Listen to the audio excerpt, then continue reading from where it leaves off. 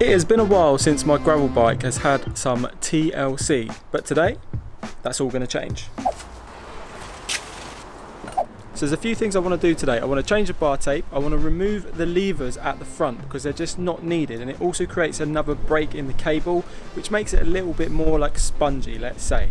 We can also see that the front left lever is also slightly inwards. This is where the bike fell over when it was standing, so I'm going to reset that as well so that's perfectly aligned with the other one and nice and straight.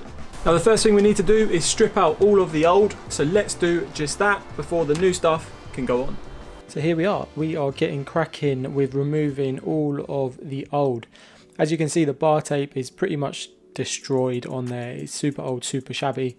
You can see here that someone had done like a figure of 8 and wrapped the bar tape through itself, which is a unique way to do it, but whatever works as long as the bar tape stays on, which it had, just heavily used. And there I'm just cutting the tape away. You can see I want to remove the levers, and those levers means the outer cables have a break in, so I need to replace the outers, and I'm replacing the inners, why not?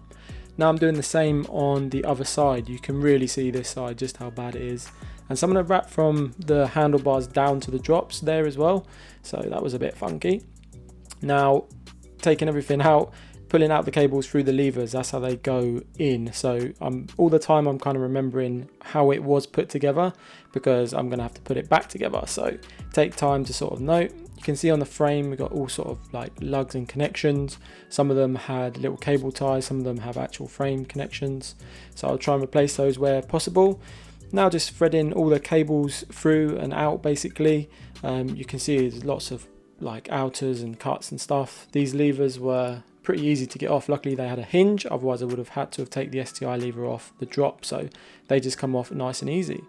And there you can see the final result. We also had lots of little bits which I will use later on or replace, and here are the bars. You can see they're a little bit dirty, a little bit tacky, but it doesn't matter too much because it's going to be covered up with the new bar tape. So overall looking good. There you can see the frame sort of connectors or lugs or whatever you want to call them, and the disc caliper. Here are the little parts again. So yeah, we got a little barrel adjuster and some frame protectors, etc. The strip down is complete. We are ready to put the new stuff on, but before we do that, what I'm going to do is give the bike a good wash, a good clean, because it's much nicer working on a clean machine.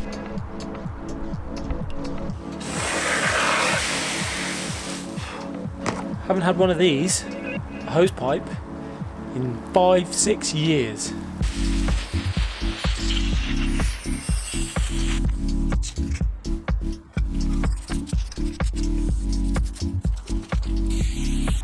One of the most satisfying parts of any bike clean.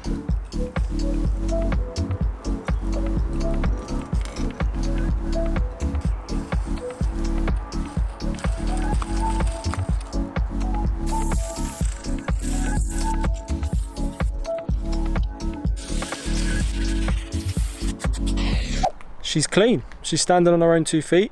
I'm losing light tonight, so I'm going to catch you tomorrow or the next day and we'll put all the new bits on. Okay, so it is installation time. Now I'll get the big boy stand out for this.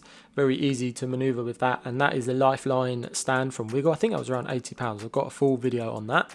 Now first things first, putting the inner cable through the STI lever, and then I'm just going to be working out how long I need the cables, the inner and the outer. Twisting the bars constantly to make sure there is enough slack in the line to make sure the bars don't get tight and you pull the cable tight as you're turning the bars, okay? Now threading it all through, working out the lengths. Now I'm by no means a mechanic, so if anyone has any suggestions on anything I could have done better, do let me know. I just like to learn things that I would normally have to pay for. I've done this a few times now, but this one went pretty smoothly with the cable. So you can see there again, twisting the cables, twisting the bars, making sure that it's not too tight. And there the cable ties are going on the frame just to clip the cable to the frame itself. I've already at this point roughly worked out the length and snipped it once, but it was too long, so I had to snip it again. So I pulled the outer out there so I could snip it off at the back, but I'd rather cut it too long first time and have to snip it down. You don't want to cut it short because then there is no return, my friend. Cutting off the cable ties just to neaten everything up and threading the outer through. It's a bit of a faff at the back here.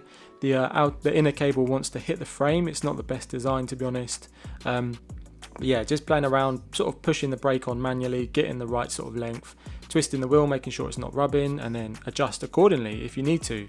Just grip the cable with a pair of pliers and yeah, keep going until you're happy basically.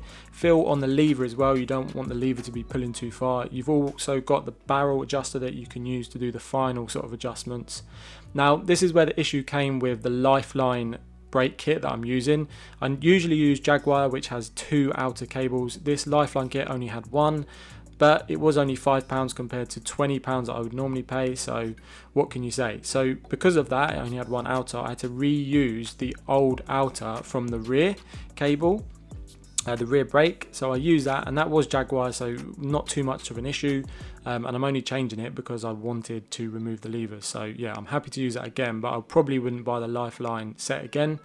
And as you can see here, same process, threading all the cables through, making sure everything is okay, making sure the bars aren't tight and they can spin freely, adjusting it sort of manually, working out roughly where I need to be, and then spinning the wheel, making sure it's okay, checking that both levers feel the same as well, so they both got the sort of same pull back to the bar and they're not hitting the bar.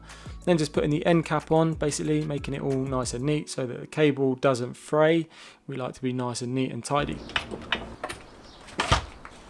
So onto the bar tape. Now I'm just indicating the direction I'm going to do the start. So I go from the center of the bike outwards. I've seen other people do it different ways, but this is where I like to do it because I believe my hands are gripping that way on the bar, so I'm gripping the bar tape tighter.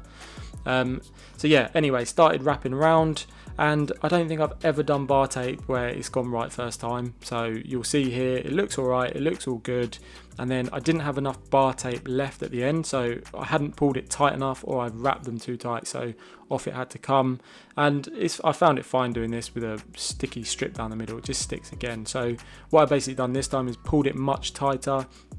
I got it tight round the STI lever. Sometimes people add an extra strip or do like a figure of 8, but I was kind of happy with how it is, to be honest. I just got it as tight as possible, and then just finishing it off nicely with a little cut in the tape. And then I always tape heavily around the sort of ends with electrical tape, because that is gonna basically come loose otherwise. This little extra strip that they provide is normally pretty weak. I always put some down by the bottom of the bar as well, because that's what gets hit the most. Here you can see me lining up the lever, so it was wonky, so undoing one bolt, lining it up, and then nice and neat, and there you can see it is all level, perfect, in line with the other one as well.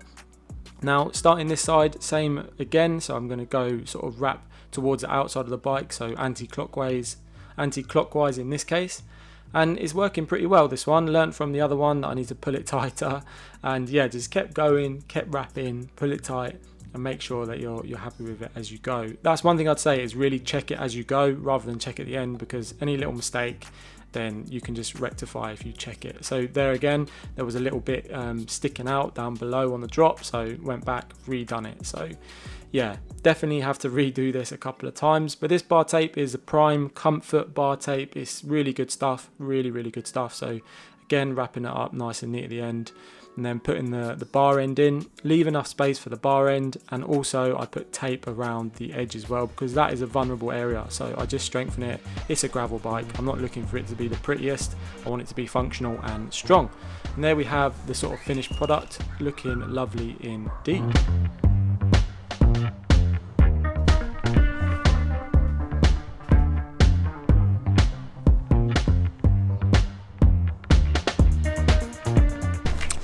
Now I was going to take you for a ride in this video, but it's gotten pretty long, to be honest. So what I'm going to do, I'm going to cut the video here, and then I'm going to go for a ride sometime soon, and I'll put that in a separate video. We'll get some awesome ride footage, and I'll take you guys and girls along for the ride. Thanks again for watching, I do really appreciate it. If you have made it this far, anyone that supported me, I've been away for a little bit, a couple of months, but yeah, I'm trying to produce more content now, so I do appreciate every like, everyone who subscribes, anyone who interacts in any way, shape or form, to be honest. So thank you very much, I appreciate it, and I will see you very soon.